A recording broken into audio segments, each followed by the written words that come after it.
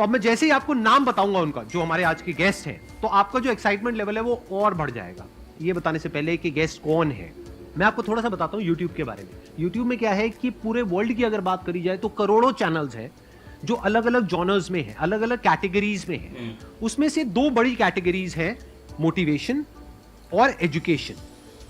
पूरे वर्ल्ड में जो वर्ल्ड का नंबर 1 मोटिवेशन चैनल है वो मेरा है, और जो वर्ल्ड का नंबर 1 एजुकेशन चैनल है किसी इंडिपेंडेंट क्रिएटर का, वो उनका है, जो कि हमारे गेस्ट हैं। उनके 17 मिलियन से ज्यादा सब्सक्राइबर्स हैं। Please give an energetic and warm welcome to the one and only Khan sir.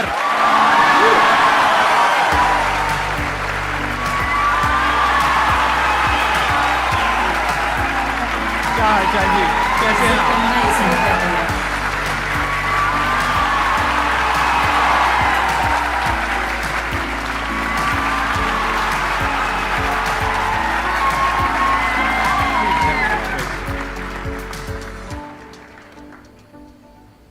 इससे पहले कि ऑडियंस आपसे कुछ पूछे या इंटरेक्ट करे, मेरे माइंड में एक क्वेश्चन है आपके लिए जी। जो बच्चे हैं वो आपके इतने दीवाने क्यों हैं, इतने पागल क्यों हैं आपके पीछे? मतलब मेरे कमेंट सेक्शन में भरा पड़ा था, खान सर कब आएंगे, खान सर कब आएंगे। मतलब ऐसा क्या जादू कर दिया आपने बच्चों के ऊपर? ये सवाल हम आपसे भी पूछते हैं, हमारे पे भी इतना कमेंट आया, इतना मेरे तो ऑफिस में लोग चले आए कि सर कब जा रहे हैं। क्योंकि हम लोग का तो एग्जैक्ट है वही पढ़ाना है। हाँ। तो देखिए, हम लोग का मेन है कि बच्चों को जो जरूरत रहती है कि अगर लड़का पढ़ने आया रहा ना, उसके मन में कोई डाउट ना रह जाए। हम उसको कहते हैं कि हम तुम्हें पढ़ा रहे हैं, दम है तो भूल के दिखाओ, याद करके नहीं।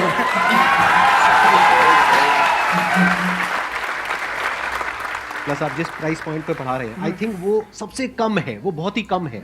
सर ये जो फीस का कल्चर है, ये हमारा इंडियन कल्चर नहीं है। हमारा इंडियन कल्चर गुरु दक्षिणा है, उस हिसाब से वो सही है। ऑक्सीजन जैसे जिंदगी के लिए जरूरी है, वैसे एजुकेशन जरूरी है। कोई ये नहीं कह सकता है कि पैसे की वजह से वो खान सर के यहाँ से लौट गया। क्या बात है।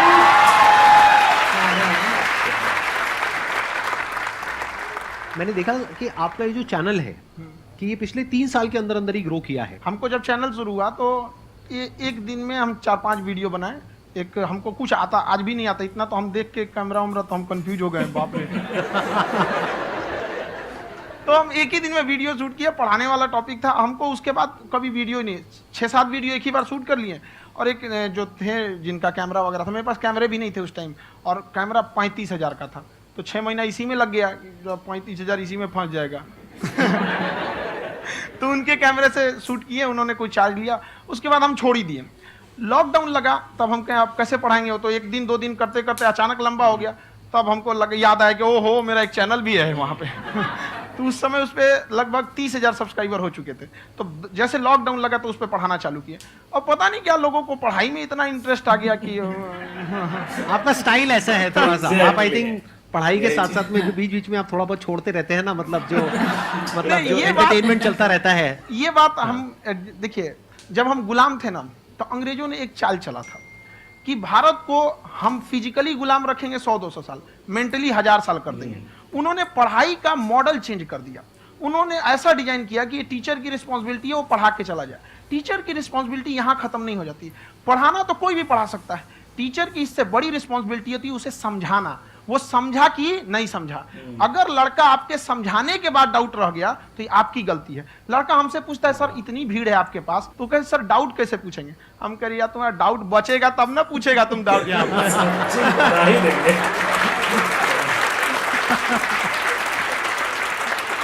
कॉन्फिडेंस नेक्स्ट लेवल है खान सर का, मानना पड़ेगा। और शायद यही वजह है इनकी जो ग्रोथ है उसका। किसी ने शायद सपने में भी नहीं सोचा होगा कि पिछले 2 साल के अंदर अंदर जो आपके चैनल की ग्रोथ हुई है, जैसे आप खुद ही बता रहे हैं कि लॉकडाउन के टाइम पे आपके 30,000 के करीब सब्सक्राइबर्स थे, आज की डेट में 17 मिलियन है। और मेरा एक क्वेश्चन और है, इससे पहले कि ऑडियंस में से आपसे कोई क्वेश्चन पूछे, कि कई बार आप ऐसे भी टॉपिक्स टच करते हैं जो थोड़े से कंट्रोवर्शियल हैं या थोड़े से सेंसिटिव हैं, जिसके ऊपर बात करने की हिम्मत आई थिंक बहुत ही कम लोगों में है।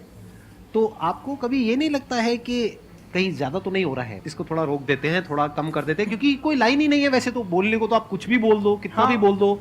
हुई है कंट्रोवर्सी बहुत बार।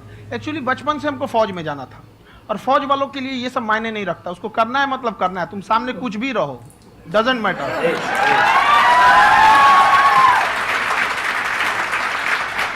और मैंने YouTube पे देखा कुछ वीडियोस में कि आपका जो इंस्टीट्यूट है वहां पर आज से कुछ साल पहले कुछ बम गिरे थे। कुछ गिरे थे, कुछ तो बहुत सॉलिड जगह गिरा था, फटा नहीं वो। मतलब आपके आसपास बम को भी पता है कि टीचर की इज्जत किया जाता है। क्या बात है, क्या बात है। मैं समझ पा रहा हूं कि ये आपके अंदर जो एटीट्यूड है ये कहां से आ रहा है, क्योंकि आप बचपन से ही फौज में जाना चाहते थे, तो आप जंग के मैदान में ही खड़े हैं एक तरीके से। बस फर्क ये है कि आपके हाथ में कलम है, हथियार ना होकर के। हथियार से एक आदमी की जान जा सकती है, हाँ। कलम से बहुत ताकत होती है। शिक्षा एक ऐसा हथियार है ना, हर कुरीतियों से लड़ सकता है, हर तरह की समस्याओं से। और ये एक ऐसा हथियार है, मेटल डिटेक्टर में भी नहीं पकड़ाता।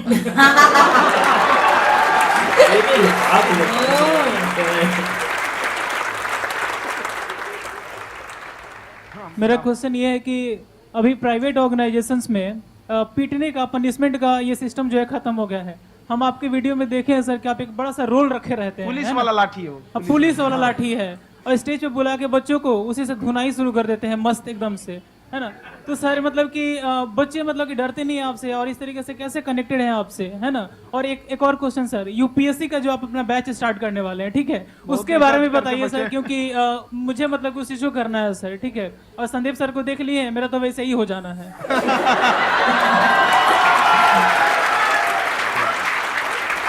क्या हो जाना है? मेरा पूरा कंप्लीट करो। I'll be an IAS officer next year because I have seen you, sir. My day is like complete, sir. All the best. Thank you so much, sir. Thank you. पूरा बोला करो। Thank you. देखिए, लड़कों को जहां तक पीटने की बात है, जब पढ़ाने की बात आएगी तो उसको हम पूरे बेहतरीन ढंग से पढ़ाएंगे। लेकिन जब सजा देने की बात आएगी ना, तो वो भी बेहतरीन ढंग से होगा। ऐसा थोड़ी होगा कि बस एक ही चीज बेहतरीन ढंग से होगा। और डर का होना बहुत जरूरी है। ये डर भी अपने आप में एक मोटिवेशन है, क्योंकि जब आपके अंदर एक थोड़ा सा डर रहे ना, तो डर के भागिए मत। एक ऐसा डर जिसको आप लगे कि नहीं नहीं थोड़ा सा और करने की जरूरत है, फिर तो ये हम इसको क्रॉस कर जाएंगे आप। तो लड़कों के अंदर ये डर बनाना भी जरूरी रहता है।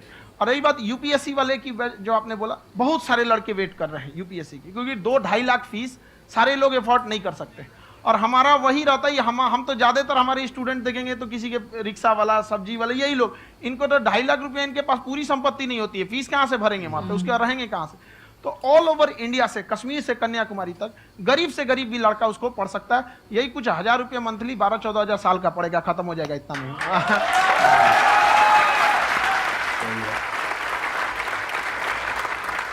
ये जो डंडे वाली बात इन्होंने कही, ये सच है? मतलब आप सच में एक डंडा रखते हो? पुलिस का ही है वो। और मारते हो?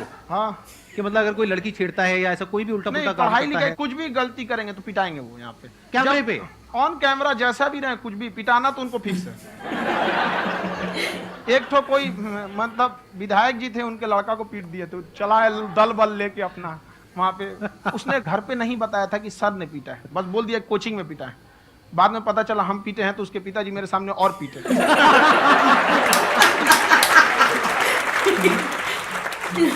सर आपका सबसे बड़ा डर क्या है, आप दोनों का? फौजी को डरे नहीं लगता है। बाकी अफसर से पूछिए। आज के सेशन से पहले कोई डर नहीं था, लेकिन अब मुझे इनकी डंडे वाली कहानियां सुन करके डर लग रहा है कि कहीं मैंने गलती से कुछ बोल दिया और इन्होंने कहीं पीछे कुछ रखा हुआ है, और यहीं आ करके अगर इन्होंने मेरी पिटाई कर दी तो बहुत बुरा हो जाएगा। तो इसलिए हमको थोड़ा डर लग रहा है।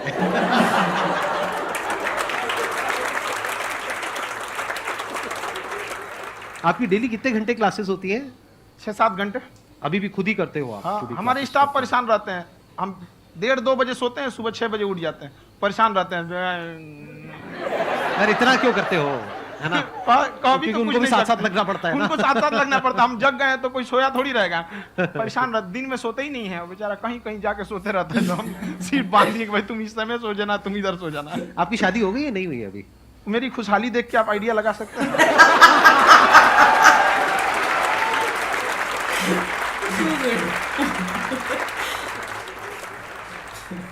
First of all I would like to say sir thank you so much to you and to your team कि आपने मुझे यहाँ आने का मौका दिया। एंड सर अब तक मैंने आपको सिर्फ फ़ोन या लैपटॉप में ही देखा है दोनों को, आज फर्स्ट टाइम लाइव देख रही हूँ तो बहुत अच्छा लग रहा है। तो मेरा क्वेश्चन ये है सर आपसे, जब हम लाइफ में कोई डिसीज़न लेते हैं कि हमें ये पर्टिकुलर चीज़ करनी है, और क्योंकि हम डिसीजन लेते हैं तो हमारी आदत है कि पहले हम 4 लोगों से पूछते हैं कि तू बता तेरी क्या राय है, तू बता तेरी क्या राय है। तो उनमें से अगर कोई हमें कह देता है कि ये बेकार डिसीजन है मत कर, तो हमारा माइंड कहीं ना कहीं डाइवर्ट होने लगता है और उसकी वजह से हम अपना डिसीजन चेंज कर देते हैं।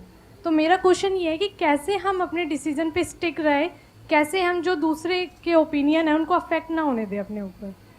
दूसरे से सलाह लेने से पहले एक बार खुद उस पर रिसर्च कर लेना चाहिए, ताकि आप सामने वाला क्या सलाह दे रहा है आपको समझ में आना चाहिए। यहाँ पर ऐसा नहीं है कि कई बार ऐसे होते हैं कि दूसरे वाले को एक्सपीरियंस होता है, तो अगर आपको पहले से आइडिया है, उसके बारे में आप बेहतरीन ढंग से रिसर्च किए हैं कि क्या इसमें प्लस पॉइंट है क्या निगेटिव है, उसके बाद आप किसी से सलाह लेने जाइए।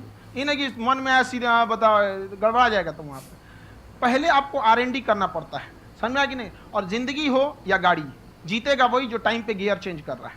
तो डिसीजन चेंज करना बहुत ज्यादा गलत है। इन्होंने बहुत अच्छी बात कही है और मैं इसी बात पे थोड़ा सा और ऐड ऑन करूंगा कि ये जो आपने कहा ना कि अपने डिसीजन पे स्टिक कैसे रहे, ये कोई अच्छी क्वालिटी नहीं है, क्योंकि टाइम टू टाइम आपको अपने डिसीजंस को चेंज करना होता है। जैसे आपने 4 लोगों से डिस्कस किया, कोई इंसान कुछ पॉजिटिव बोल रहा है, कोई नेगेटिव बोल रहा है, उससे फर्क नहीं पड़ना चाहिए। डिपेंड ये करता है कि वो जो बोल रहा है उसका बेसिस क्या है। क्या वो किसी नॉलेज या एक्सपीरियंस के बेस पे बोल रहा है या ऐसे ही कुछ भी बोल रहा है। ऐसे ही बोल रहा है तो फिर उसकी बात पे ध्यान क्यों दे रहे हैं। अगर किसी नॉलेज या एक्सपीरियंस के बेस पे बोल रहा है, फिर चाहे वो पॉजिटिव बोल रहा है चाहे नेगेटिव बोल रहा है, दोनों ही मायने रखता है। उसके बाद में रिसर्च करनी है और फिर रिसर्च करने के बाद में फाइनल डिसीजन अपना खुद का होना चाहिए। अब वो डिसीजन उससे अलग भी हो सकता है जो आपने पहले लिया था, और वो सेम भी हो सकता है। सर मेरा क्वेश्चन दोनों से है आपसे, how to deal procrastination and laziness. हमारा ब्रेन है ना, ये बहुत आलसी टाइप का, इसको आराम खोजना पसंद है। अब थोड़ा सा भी अब इसको आराम की ओर लेके चले गए ना तो फिर उधर ही रहेगा। अब सोचेंगे 10 मिनट आराम कर लेते हैं ना, तो 10 मिनट 2 घंटा बना देगा। उसको टॉर्चर कीजिए, चल 10 मिनट बाद में। उसको आप उस पर हावी में, वो कह रहा है कि हमको आराम चाहिए, आपको हाँ आराम मिलेगा, पहले काम फिर मिलेगा आराम। तो आप उसके हिसाब से मत चल। आपका मन कर रहा है थोड़ा सा देख लेते हैं, कोई नोटिफिकेशन आया, आप कोई काम कर रहे हैं, क्यों पहले काम कर लीजिए, बाद में देखिएगा ना नोटिफिकेशन। आप हावी मत होने दीजिए यहाँ पे। अगर आप 5 मिनट भी थोड़ा सा लूज पड़े ना, थोड़ा सा कमर सीधा कर लेते हैं, 2 घंटा बर्बाद कर दिया आपको। हावी मत होने दीजिएगा उसको अपने ऊपर। ये तो बात सही प्रोक्रेस्टिनेशन है। को तोड़ने का एक ही तरीका है, सबसे छोटे लेवल पे ले जा करके उस गोल को तोड़ दो। यानी वो गोल बहुत बड़ा है, उसको ब्रेक डाउन करो, उसके सबसे पहले स्टेप पे आ जाओ कि उसको अचीव करने का सबसे पहला स्टेप क्या है। जैसे गाड़ी चलाना सीखना है, उसका सबसे पहला स्टेप क्या है। अगर घर में कोई नहीं है सिखाने वाला या सिखाने वाली, तो बाहर जा करके जो गाड़ी का ड्राइविंग स्कूल है उधर जा करके पैसे दे दो। अब फंस गए ना तो फंसा दो अपने आप को। दिमाग ये लगाओ कि अपने आप को कैसे फंसाया जाए। जब हम फंस जाते हैं ना तो फिर हमको वो काम करना ही पड़ता है। Then there is no looking back. गले जब तक आप में सोच अटक रहे हो गया तब तो तक सोच रहे हो। निकालना ही उसको बोलते हैं पड़ेगा। Paralysis of analysis. Yes. कि आप सोचते चले जा रहे हो अपने माइंड में, मैं ये करूंगा वो करूंगा वो करूंगा वो करूंगा Thought और ही अलग है प्रोक्रेस्टिनेट लोगों हो का, रहा है, वो right? चीज मतलब टलती बोलने चली का जा रही है। explanation कितना तो उसको अच्छा छोटे है। से छोटे लेवल पे ब्रेक डाउन करके उसको कर दो। That is number 1।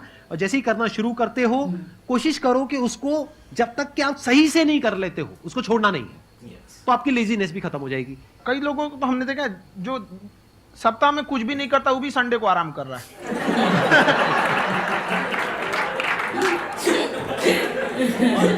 वैसे कहा भी जाता है कि अगर कोई काम आपको करवाना है ना तो ऐसे किसी इंसान को दो जो बिजी है, हाँ। ऐसे आदमी को मत दो जो खाली है। ये परफेक्ट एग्जाम।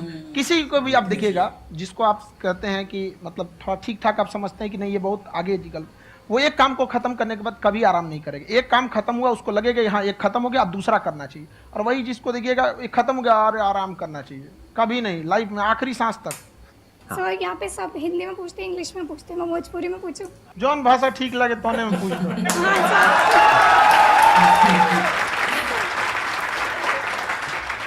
सर ये पूछे के चाहते नहीं कि जैसे हमने के पढ़ाई करे निशान, तो कभी कभी डेली टारगेट्स जो होला वो कंप्लीट ना होला।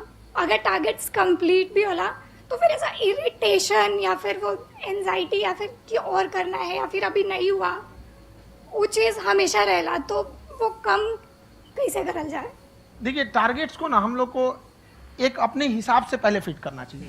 ऐसा नहीं कि दूसरे किसी इंसान को देख के हम टारगेट फिट कर ले। कोई लड़का 8 घंटा पढ़ रहा है, ये कोई पहली बार अभी पढ़ना ही चालू किया, उसको देख के 8 घंटा पढ़ेगा तो पढ़ाइए छोड़ देगा। तो आप अपनी क्षमता के हिसाब से देखिए कि आप कितना पढ़ सकते हैं। अगर आपने एक घंटे को बना लिया कि हम 1 घंटा पढ़ सकते हैं, अगले 1 हफ्ते तक उसको सस्टेन रखिए। जिम में कैसे करते हैं लोग, पहले दिन उठा लीजिएगा 1 कुंटल तो हार्ट अटैक हो जाएगा। तो वो धीरे धीरे टारगेट सेट कीजिए और अपनी क्षमता को भी देखिए। हर इंसान की क्षमता अलग है। कंगारू को देख के हाथी छलांग मारेगा, पैर तोड़ के बैठ जाएगा।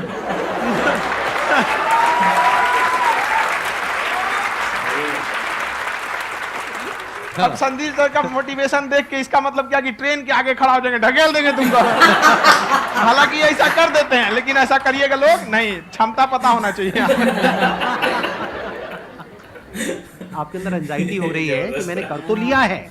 आप ये नहीं कह रहे कि मैंने कुछ भी नहीं किया है फिर मेरे को एंजाइटी हो रही है। आप ये कह रहे हो मैंने काफी कुछ कर लिया है फिर भी एंजाइटी हो रही है कि कहीं कुछ छूट तो नहीं गया है।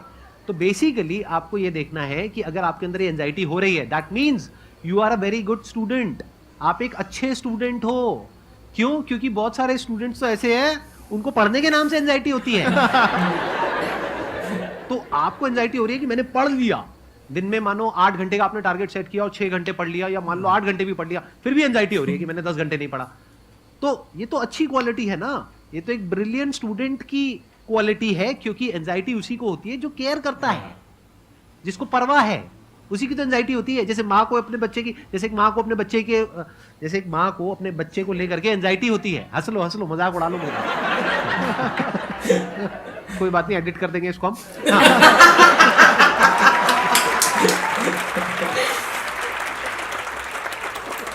जैसे एक माँ है, उसको अपने बच्चे को लेकर के एंजाइटी होती है, थोड़ी सी भी तबीयत खराब हो जाए उसको एंजाइटी होती है, चाहे बच्चा ठीक भी है, डॉक्टर को नहीं होती है। क्यों? क्योंकि माँ को उस बच्चे से प्यार है। तो दैट मीन्स कि आप अपनी पढ़ाई को लेकर के सीरियस हो, इस वजह से आपके अंदर एंजाइटी हो रही है, विच इज नॉर्मल।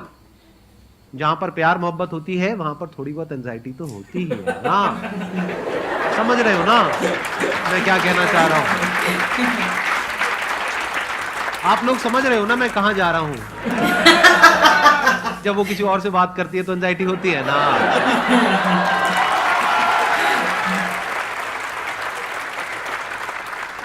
सर आपकी स्टोरी हमने सुनी थी, तो एक टाइम आया था जब आप गंगा किनारे जाके बैठ गए थे।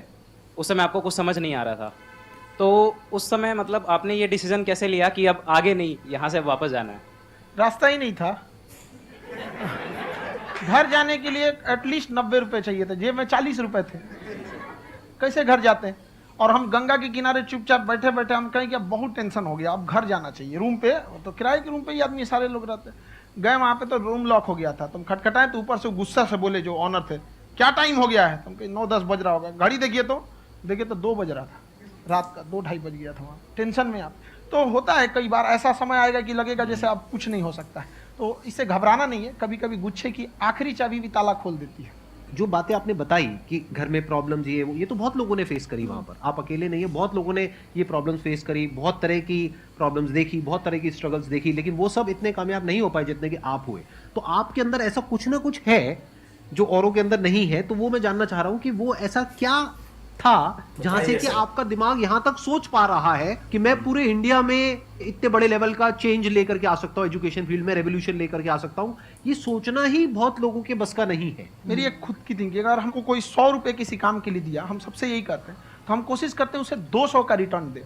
अगर कोई हमसे 200 रुपया फीस दे रहा है, 250 दे रहा है, तो हम उसको ये कोशिश करते हैं कि तुम्हें ऐसा लगे कि नहीं भैया हमने 10-20 हजार का पढ़ लिया यहाँ पर। वो ईमानदारी से कभी कमी है। और हमेशा अगर हम प्रॉमिस X का करते हैं तो डिलीवर 4X करना चाहते हैं। ध्यान से सुनना और ध्यान से समझना इस फर्क को। अगर आप समझ पाए तो बहुत आगे जाओगे लाइफ में। एक वो होते हैं जो ये सोचते हैं कि हमें सब कुछ मिल जाए, हमें कुछ भी करना ना पड़े। दूसरी कैटेगरी होती है लोगों की जिनको जितना मिलता है उसमें भी चोरी चकारी करते हैं या कोशिश करते हैं कि उससे कम दे सामने वाले को जितना कि हमें मिल रहा है। तीसरी कैटेगरी होती है लोगों की जो इनके जैसे लोग होते हैं। वो क्या करते हैं? वो ये सोचते हैं कि अगर मैंने किसी से 1 रुपए भी लिया, देखा जाए तो 200-250 रुपए कुछ भी नहीं होता है, 200-250 रुपए अगर मैंने लिया तो कैसे उसको 400 रुपए की वैल्यू दूं। ये जो थिंकिंग है ना, यही एक फर्क होता है एक ऐसे इंसान में जो बहुत आगे निकल जाता है और उस इंसान में जो मीडियोकर रह जाता है। आप अपने आप को अपने आप के ऊपर समय दीजिए, उसको डेवलप कीजिए। जब आप अपने आप के ऊपर खर्च करते हैं तो आने वाले समय में लोग गूगल पे आपको सर्च करते हैं। क्या बात है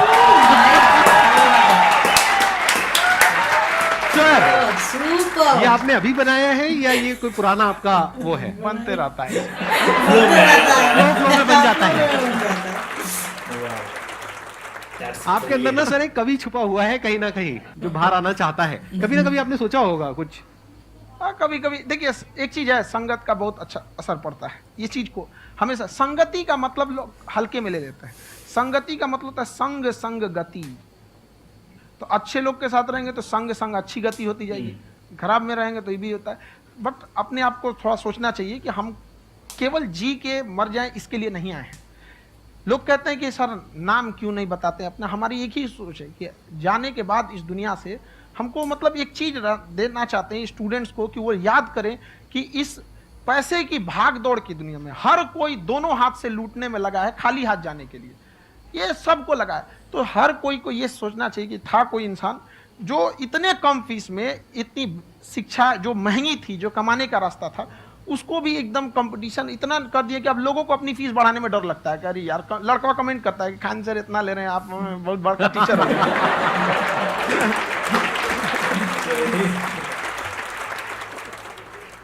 खान साहब, ये क्लिप है, ये समय और समझदारी में बहुत फर्क होता है।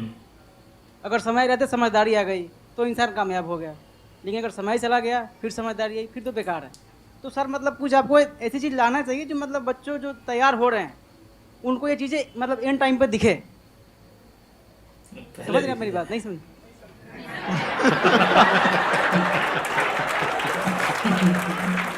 यही होता है सर का मोटिवेशन ज्यादा हो जाता है।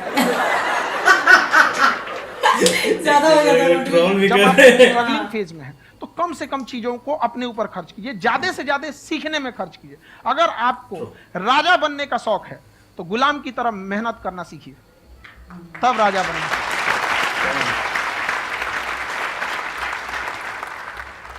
ये दुख, ये दर्द, ये सब तेरे अंदर है।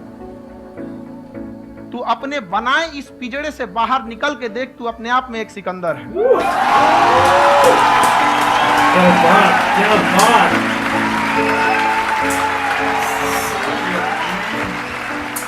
Thank you so much sir for coming.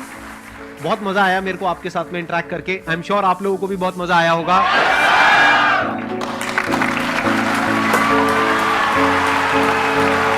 Thank you.